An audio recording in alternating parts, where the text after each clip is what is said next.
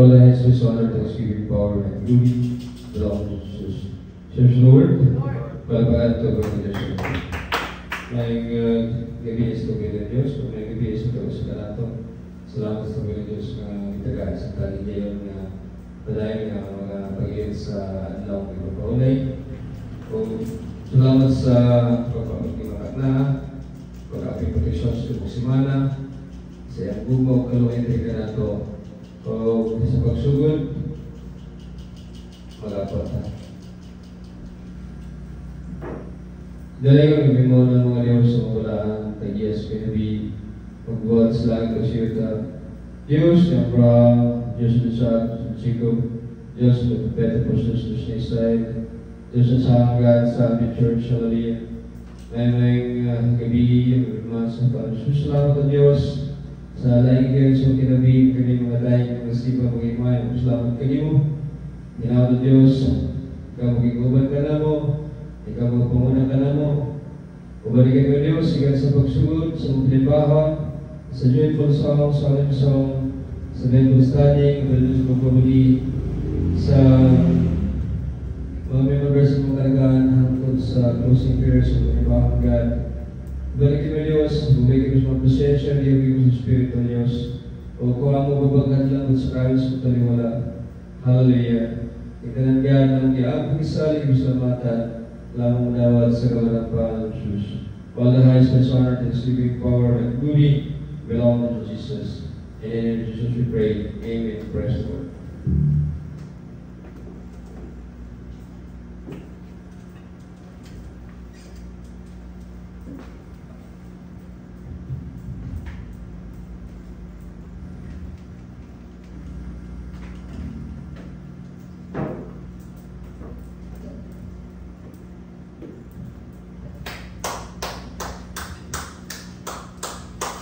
Praise God, nag-isipin sa mga natin buhay dahil ng Diyos sa mga joyful or glorious songs. Amen. Praise God. Every praise is to our God. Every word worship with God.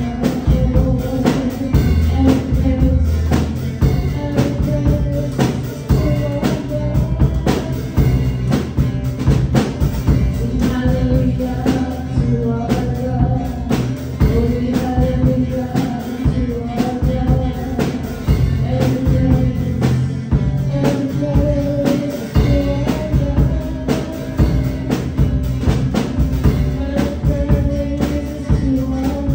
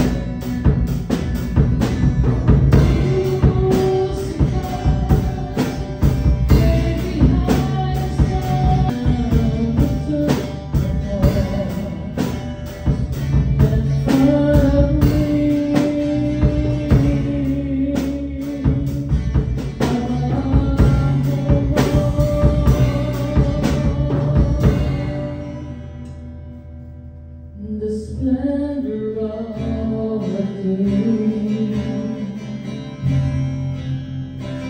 Lord and majesty, with all the earth rejoice, all the earth rejoice.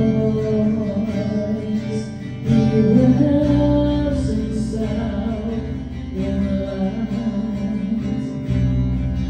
and darkness tries to hide, and trembles at his voice, trembles at his voice. How great is our God, sing with me, how great is our God, and all will see how great is our God.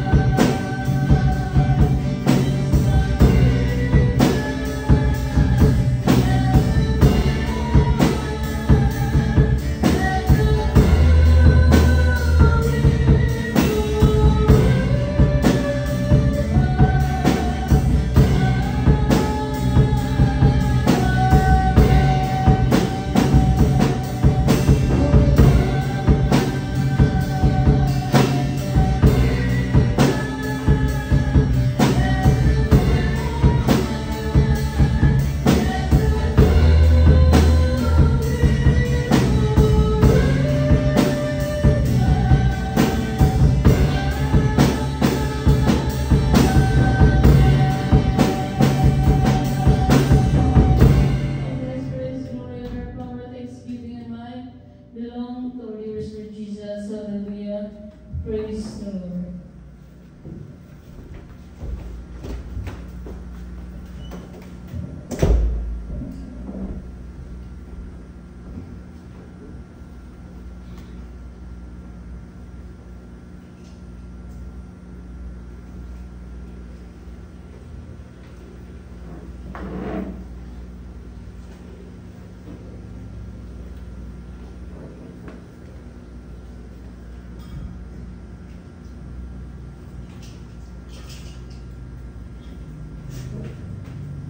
Ang kamibaan, dakilang pag-ibig, pagmamahal ng pag-atawa, mga pagpapala mula sa ating dakilang Diyos na sila sa atin sa gabi ito.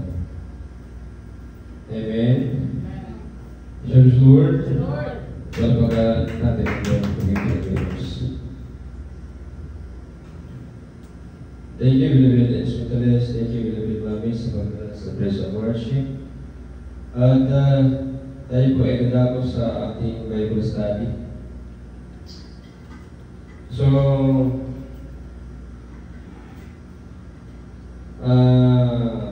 atin lang kaunting balikan yung ating Bible study noong nakaraang Sabat. Ang ating pong topic noon ay tungkol sa biyaya, no? So, yung biyaya na natanggap natin ay yung nasa level na tayo sa mga Israelita, mga Hudyo. No? So, yung pader na nagharang between Gentiles and Jews or Israelite ay nawala na dahil sa pag-ibig ng Mahal Jesus dito sa cross. So yan po yung biyaya. Hindi po yung biyaya na sinasabi nila na ligtas na sila at makapasok na sila sa kaharian ng Diyos. So, kaya pagka tayo ay mangangaral tungkol sa tinatawag nilang lumang tipan, pagkatawanan nila tayo dahil tayo ay sumusunod daw sa lumang tipan. So, dahil hindi nila naintindihan kung anong ibig sabihin ng biyaya, hindi nila naintindihan din kung ano ang ibig sabihin ng lumang tipan. No? So, kaya kapag basahin mo ang mga ritual sa Book of Leviticus, ito yung ating topic sa Book of Leviticus, chapter 19, verse 26 to 37. So, sa Book of Leviticus, dito ang sentro ng gawain na pinapagawa ng Diyos sa mga Levita bilang administrador sa kaligtasan ng bayan ng Diyos. Kaya itong Book of Leviticus ay halos lahat dito ay hindi na kailangan kasi ito ay mga ritual, seremonyas na binago ng Diyos sa pamamagitan ng mahal na Panginoon. Kaya wala na yung mga offering, handog na pagsusunog sa mabuting relasyon, kapatawad ng kasalanan, kung ano pa man. Dito nyo yan matagpuan sa Book of Leviticus kasi itong Book of Leviticus, ito yung nakasulat tungkol sa mga Levita, kung paano nila ginagawa yung kanilang mga gawain bilang administrador sa bayan ng Diyos, sa kaligtasan ng bayan ng Diyos. So, halos lahat dito ay hindi na applicable sa atin ngayon. Pero itong 19 ay applicable pa rin, 20 applicable pa rin, no? So, bakit ko binanggit yung ating pag-aaral noong nakaraan? Kasi marami kasing hindi nakakaintindi sa biyaya. Kaya hindi nila naintindihan na papaano mamumuhay sa biyaya. Kaya sinasabi nila na hindi ka pwedeng sumunod sa utos ng Diyos na inutos ng Diyos sa mga Israel, sa mga Israelita. Mali po yun. Kasi nga, tayo nga ay inilibig. Kumbaga, dinala. No, yun yung sinasabing binago ka. Kaya may sinasabi ang mga Diyos dyan eh, yung bagong alak, ilalagay ba sa lumang wineskin, yung lalagyan ng alak? Hindi, kasi puputok, no? Masisira. At yung bagong patch, ilalagay ba sa lumang damit? No? At singan mo ba yan? Hindi, kasi masisira din. Hindi compatible. So, kaya, yun yung mga kataga ng mga Jesus na tumutukoy sa pagbabago. No? Sa pagbabago.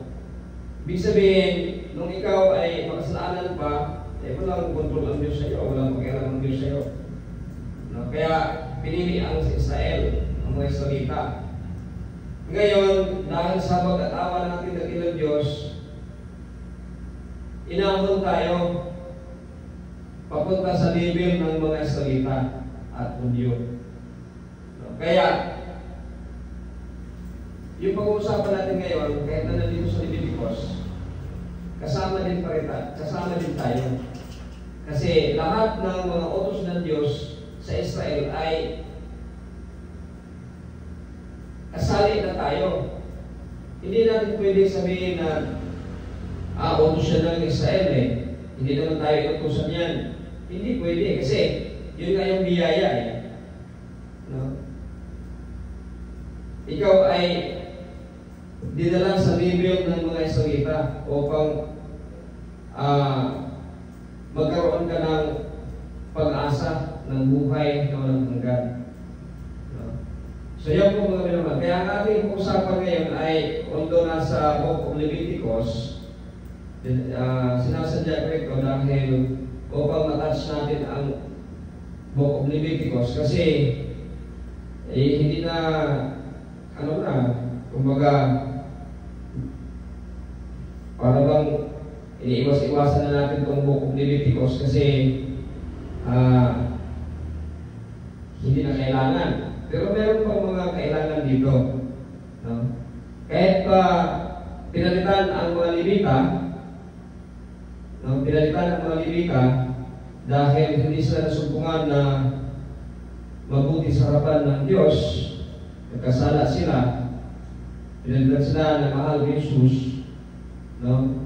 Kaya yun yung tipan na pinaluma.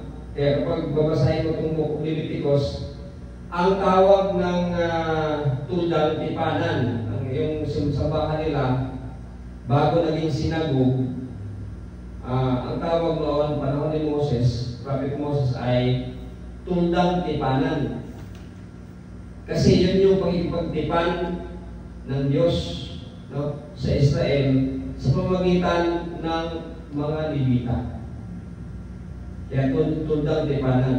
Yun yung tipan na yun ang pinaluma. Pinalitan ng mahal na Jesus. Hindi po yung Book of Genesis to Book of Malakay na sinasabi nilang lumang tipan. Hindi po. Hindi lang po nila naiintindihan ang salita ng ating dakilang Diyos. Kaya sinasabi ko nga, mapalad kayo dahil sa buong mundo, dito nilang maririnig ang katotohanan. No? Sa buong mundo po, garantisado po yan. Ginagarantiya po yan sa inyo sa buong mundo. Dito nyo lang po marinig ang katotohanan. Kasi hindi po ako nangangaral ng sarili ko. Sinasabi ko na sa inyo na mismo ang Ama at ang Anak ang siyang nag-utos sa akin. No? Sa aking pagtulog, ako ay pinuntahan ng Ama at ng Anak at binigyan ng bulang kumikinang. Kaya lahat ng sinasabi ko dito ay hindi po sa akin. Hindi po ako nag-aaral ng Bible. Ito po ay biyaya ng Diyos. Kung mayroong biyayang kaligtasan na na-receive natin, na ilibig tayo mula sa kasalanan, papunta sa tulad ng level ng mga Israelita at mga Hudyo na kinagigiliwan ng Diyos, no? Mayroon din biyaya na personalized tulad ng na-receive ko. No? Biniyayaan ako ng Diyos, hindi ko naman alam kung bakit. No? Sa dami-dami ng tao, bilyon tao sa buong mundo, no? Hindi ko alam kung bakit ako ay pinagkalooban ng Diyos, no? Ginamit ng Diyos, no? At wala naman din kasi sabi ko, yung mga video, hindi ko lang alam kung marami talagang nanonood, no? Kasi nakalagay dyan, ilan-ilan lang, no? Yung na-register na views, no? So, hindi ko alam kung anong pamamaraan ng Diyos, no? Alam ko na mahabagin at mawain ng Diyos. So, ginamit niya ako, at kaya sinasabi ko, dito nyo lang malalaman ang katotohanan. So, ito yung katotohanan, no? Na ang Book of Leviticus ay meron pa rin mga utos ang Diyos na pwede pang gamitin natin. No? So, bakit nakisawsaw tayo dito? Babalik lang tayo sa sinasabi ko na inilibig tayo. Dinala tayo mula sa kasalanan, sa mababang uri, dinala tayo sa level ng mga Israelita at mga Hudyo, no? Na kinagigiliwan ng Diyos, ikahimutan sa Ginoo. So, kaya yung mga utos dito ay utos na rin natin, no? So, hindi tayo pwedeng magsabi na utos lang yan ng Israel, hindi yan utos sa mga Gentiles. Wala na pong Gentiles, wala na pong Israelita. Ibig sabihin, pantay na, iisa na sa tingin ng Diyos, no? Kaya tayo ay duty bound, no, to follow the laws of God, no? Kung sa man ang mga balaod, ano man ang mga batas ng Diyos na ibinigay niya sa Israelita, sa Hudyo, kasama na po tayo dyan. Yan po ang katotohanan. Kaya dito, mga minamahal, dito pa lang sa verse 38, bakit ko dito dinala yung ating pag-aaralan ngayon? Kasi kung makikita niyo po, napakarami ng tao ngayon na mayroong tato. Napakarami ng tao na mayroong tato. Kunti na lang ang wala. No? Kahit babae, kahit bata, mayroon ng tato. Alam niyo, nagkamali din ako eh. Kasi noon, hindi ko naman ako tinawag ng Diyos. Pero napakaliit lang yung tato ko. No? So, hindi pa ako tinawag ng Diyos noon. Makasalanan pa ako noon. No? So, kaya may tato ako. Pero, ngayon na tinawag ako ng Diyos, tandaan po natin ito. No? At sinasabi ko sa inyo na mayroong batas ang Diyos na ganito. Sabi dito, verse 28. At huwag din inyong susugatan ang inyong katawan. Huwag din kayong magpatato. Ako ang Panginoon. Kita nyo? Huwag nyo sugatan yung katawan. Saan nyo nakikita ang sinusugatan yung katawan? Kailan nyo na kikita yan? Sa Holy Week. Diba, sinusugatan nila yung katawan nila. Diba, pinapalo, sinusugatan. Bawal para sa Diyos yan. Kaya sinasabi ko noong una, sa ating Bible study, yung gumagawa niyan ay hindi yan mga tagalangit, hindi yan mga sumusunod sa totoong Diyos. No? Kasi, ito nga may utos huwag mo yung sugatan yung katawan. No? So, kapag sinusugatan yung katawan mo, sinasagasang may utos ng Diyos. No? Yan po mga minamahal, no?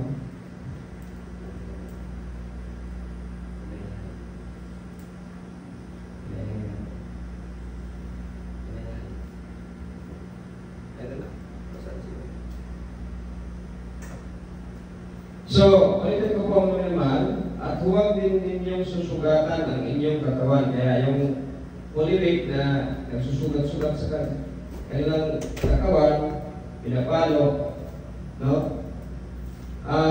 Demonic po yan. No?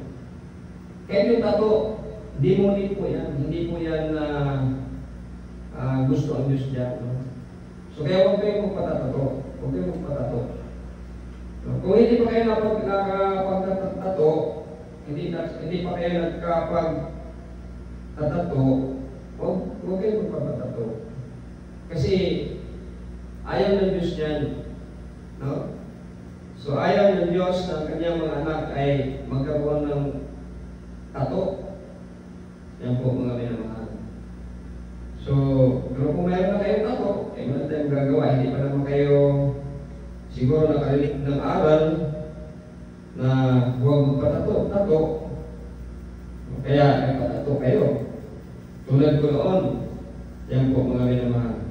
Pero ngayon, kapag nakarinig kayo ng aral, alam nyo na ito'y kautusan ng Diyos, huwag kayo magpatato, no? Yan po mga minamahal. Verse 29, huwag ninyong ilagay sa kahihiyan ang inyong anak na babae sa magitan ng pagpipilit sa kanila na may pagbili ang kanilang sarili para sa pandalian aliw, dahil ito ang magiging dahilan ng paglaganap ng kasamaan sa inyong bayan. So, mayroong mga practice dyan no? Na yung mga anak binubugaw, at ngayon sa internet rampant po yan, no?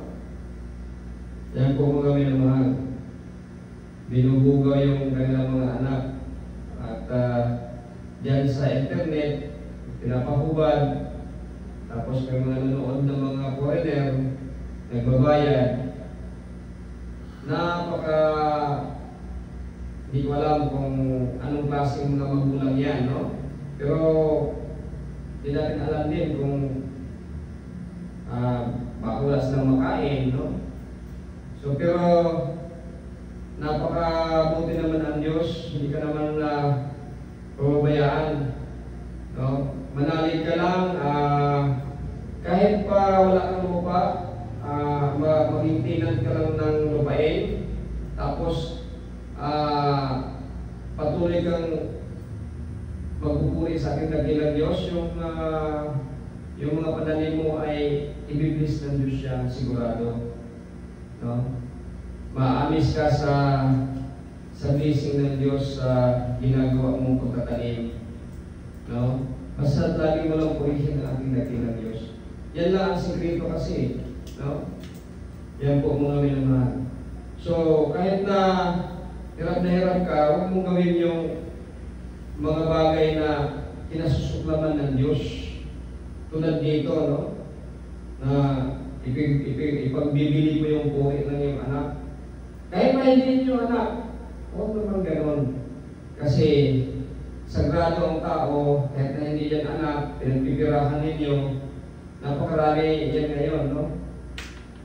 Yung child trafficking, no? Yan po mga minamahal. Kaya rampant ngayon yan, child trafficking. So, kawawa, no? Kawawa yung, nandito po yan. yan sa Bible. Pinagbabawal po yan ng Diyos. Yan po mga minamahal. No? Verse 30, sundin ninyo ang ipinapagawa ko sa inyo sa araw ng pamahinga at igalang ninyo ang lugar na inyong pinagsasambahan sa akin. Ako ang Panginoon. Kaya tayo dito, nag-iingat tayo dito kasi dito tayo nagsasamba. No? Hindi tayo pwedeng gumawa ng mga kalokohan dito dahil dito tayo nagsasamba. Kaya sabi dito, igagalang. No? Kaya kung mayroon lang tayong ibang lugar na itong hindi magiging gahian ng sasakyan, no? Mayroon tayong ibang parkingan, dapat exclusive talaga ito eh. Kasi mayroon nga kautusan ng Diyos na igalang ninyo ang lugar na inyong pinagsasambahan sa akin. So, dapat sacred siya. No? Pero sa atin, dahil mahirap lang tayo, wala tayong magagawa, wala pa tayo, hindi pa tayo nakauwi sa, hindi pa tayo sa tamang lugar, no? Ito ay temporary lamang, no? Kaya, ito yung, isin na lang muna natin, na hindi magiging, so igagalang lang natin, no? So, hindi naman sinasabi ng Diyos na, hindi naman, kumbaga, stricto na ini-enumerate niya kung ano yung hindi mo piling gawin. Basta igalang. So sa atin, ginagalang natin yung lugar na ito. No? So kaya, bawat isa sa atin, isipin natin na itong lugar na ito ay sagrado para sa atin dahil dito tayo. Kahit yung buong bahay, no? Ay yung buong bahay. Kaya, yung mga kasamaan, kahalayan, kung ano man, dapat hindi mangyayari. No? Kasi kapag nangyari yan, ma-out of blessing tayo. Yan po mga minamahal. Kasi ito yung sinasabi ng Diyos eh. No? Verse 31, huwag kayong sasangkunin sa mga espiritistang nagkipag-usap sa kaluluwa ng mga patay. Dahil kapag ginawa ninyo ito, ituturing kayo na marumi. Ako ang Panginoon inyong Diyos. Igalang ninyo ang matatanda. Igalang niyo ako na inyong Diyos. Ako ang Panginoon. So, utos din, no? Igalang ang ating Panginoon. Igalang ang mga matatanda. Ano? Verse 33, huwag ninyong aapihin ang mga dayuhang naninirahang kasama ninyo. Ituring ninyo silang gaya ng inyong mga kababayan at ibigin ninyo sila gaya ng sa inyong sarili dahil kayo rin noon ay naging mga dayuhan sa Egypto. Ako ang Panginoon na inyong Diyos. Nandiyan na lahat ng mga, kung basahin mo na ang Biblia kasi, nandiyan na yung mga kautusan ng Diyos na napakabuti, no? Para sa ating pamumuhay. No? Kasama na ang paglilingkod sa Diyos. No? So, namumuhay ka ng matuwid, kasama na rin ang paglilingkod sa Diyos kung susundin mo ang kautusan ng Diyos. Yan po mga minamahal. Nakapaglingkod ka na, namumuhay ka pa ng matuwid. Yan po mga minamahal. So, huwag ninyong huwag kayong magdadayang sa inyong pagtitimbang, pagsugat at pagtatagal. Gamitin ninyo ang tamang timbangan, sukatan o takalan. Ako ang Panginoon inyong Diyos na nagdala sa inyo sa Ehipto. Sundin ninyo ang lahat ng tuntunin at utos ko. Ako ang Panginoon. So, although itong utos na ito, sinasabi ko nga, ito ay sinasabi ng Diyos nung papunta pa lang sila sa lugar na ibibigay ng Diyos sa kanila. No? Pero, ito po ay hindi lang sa mga Israelita. Kasi nga tayo ay nasa level na ng mga Israelita, no? Tinahabagan at kinawaan tayo ng Diyos. Yun yung biyaya na natanggap natin nung tayo ay nanampalataya ng mga Jesus. Kaya, ang mga utos na ito ay kasama na rin tayo. No? Kaya sana maintindihan natin na napakabuti ang Diyos sa atin. Kung tayo ay makasalanan, binigyan tayo ng pagkakataon na lahat ng mga kautusan niya ay ating masunod upang tayo ay mamuhay ng ayon sa kanyang kalooban. At magkaroon tayo ng pag-asa sa biyayang darating, ang buhay na walang hanggan. Pwede natin tingnan ng Diyos.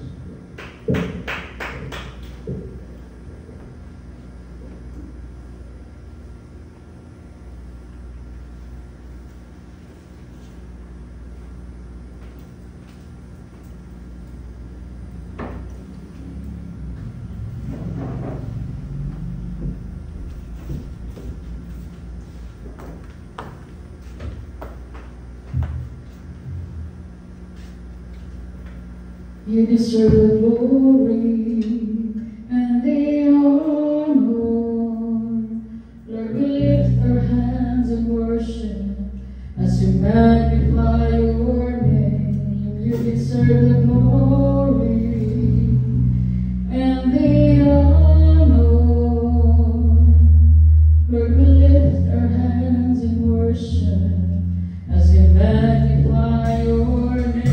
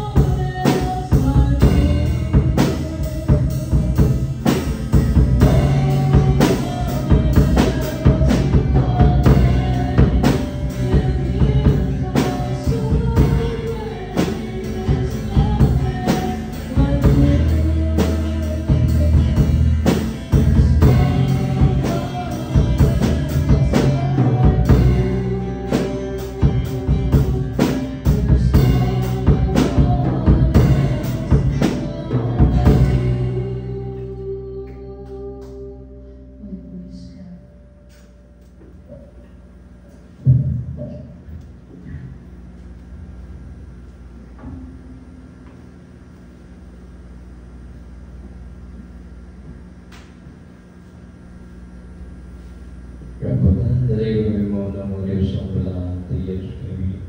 Who was like a shoot and years number half to the sun.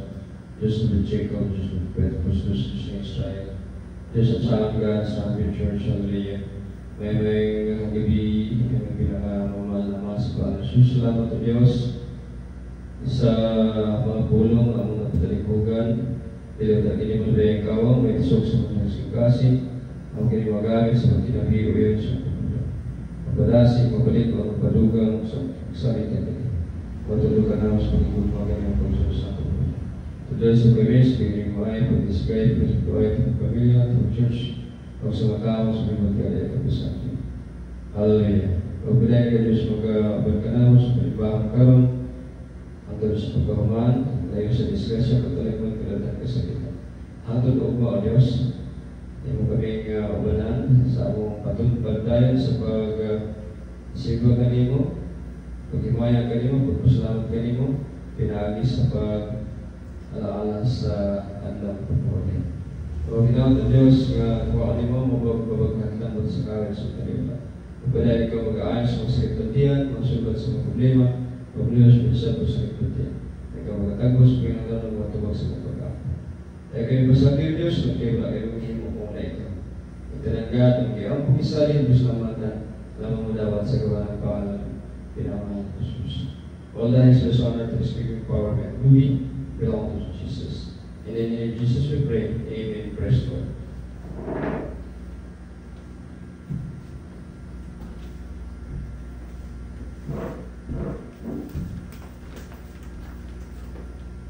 Last comment. So, dalawa tayo sa pagbibigay ng mga members at ang kawagan sa Biblia Identity ng magbigay ng members.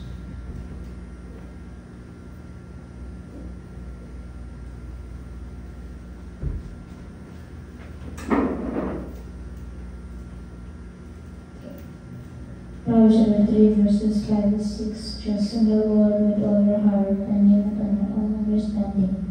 All your ways acknowledge Him and He will make your paths straight.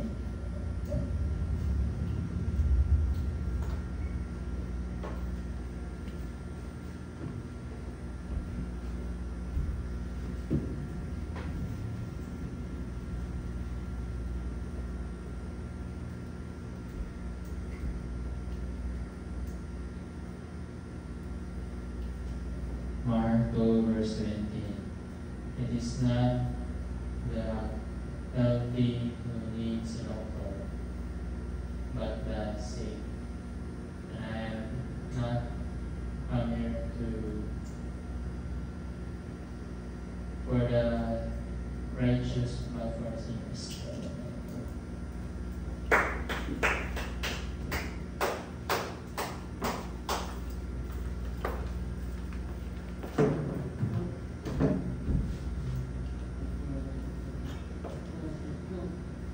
Acts chapter 20 verse 24.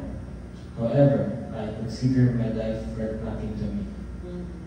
My only aim is to finish the race and complete the task the Lord Jesus has given me. The task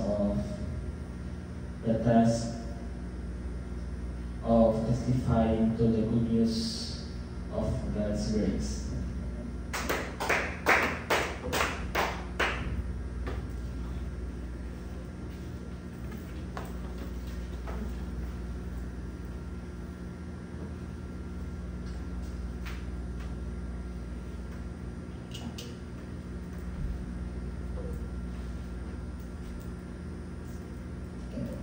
Proverbs chapter 32 verse 4. Obey the Lord, be humble, and you will get riches, honor, and long life. Amen.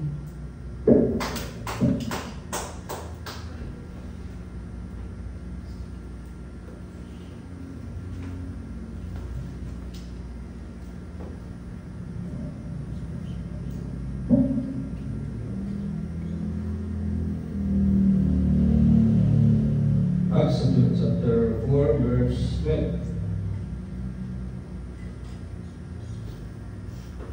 Salvation is found in no one else, for there is no other name under heaven given to mankind by which we must be saved. Jesus' name alone. Amen.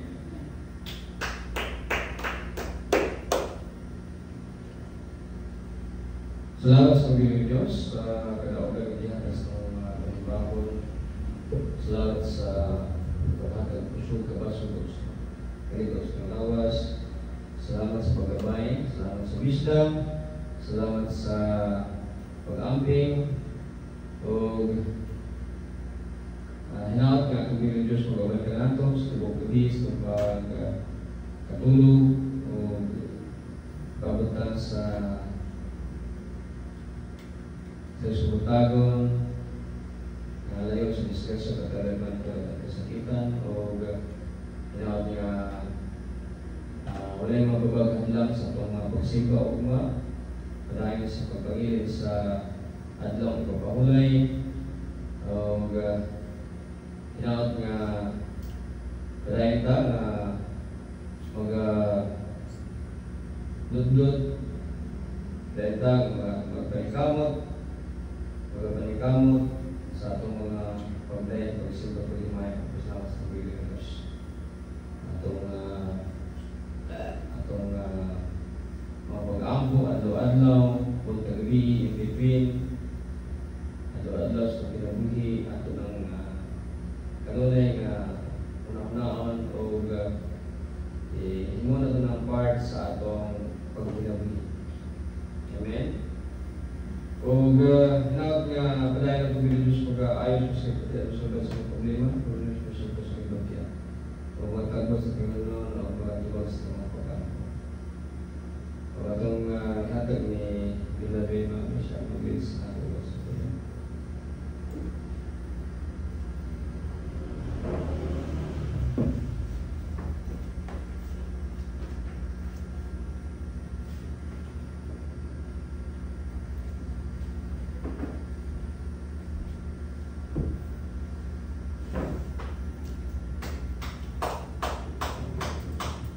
Praise God, and His praise, glory, honor, power, thanksgiving, and might belong to our Lord Jesus. Holy praise God. Ang nalito Diyos si Father Abraham, Diyos ni Lord Jacob, sa naman galing kagapila Lord Jesus, na ikaw ang gagawin ka na mo sa mong pagsimba galing mong God. Salamat Lord sa imo, ang paggabay ka na mo sa tibok simana, sa paghatag na mo kaliwasan, sa paghatag ka na mo protection sa kadalanan, sa kasang lakaw, sa kanunay, Lord, magabay ka ng pagkaan. Salamat sa iyong pagban sa akong beloved husband, beloved Lord Jesus, sa ngayon sa kapaglalatian, o salamat sa iyong pagpapalagay sa financial, material, physical, o sa spiritual, o pinagisin mo kami ng gawang sabay ka kalungkot sa kaaway, kasawat in Jesus' name. Ubusin po nila natin ang kaso, hypertension, cystitis, blood stone, kidney stones, stop, and be healed in Jesus' name. Sakit sa kalawas, ang smalled husband, yung pamagay sa kalawas, kasawat, be healed in Jesus' name. Katulad sa lawas meron, kasawat, and be healed in Jesus' name. Sakit sa pagatan, panuran, kapugan, sakit sa buhod, arthritis sa iyong osteoarthritis, osteoporosis, diabetes, kasal, and be healed in Jesus' name. Panuran sakit sa niligas, sakit sa sakit ng blood income sa rotot sa palapa, sakit sa matres, bukod sa matres, sakit sa prostate, kasal, and be healed in Jesus' name. Mind stress, physical stress, o sakit ng blood income sa ulo, hangtod sa palapa, kasal, and be healed in Jesus' name. Kasi sa dalanan, kabatan na sakitan, kapamakan ng mga sanibusya, trabaho, hospital, masa pag-review, sa pag-training, masa reactive, kasal, in Jesus' name. Sakit na buhay, pasinagdanay, magkagubog, pabikil-bikil, magtawag ka, impesyon, kasal, in Jesus' name. Gubat sa laling nasod, mga linusod, makadalagman, kalautan, coronavirus, chickenpox, monkeypox, kasal, in Jesus' name. And bacteria parasites, kasal, in Jesus' name. Jesus saves, Jesus heals, Jesus saves, Jesus heals. Jesus saves, Jesus heals, Jesus is the fountain of life. Our dearest Lord Jesus is our shepherd, there's nothing we shall want. All His praise, glory, honor, power, thanksgiving, and might belong to our dearest Lord Jesus. In Jesus' name we pray, amen. Praise the Lord.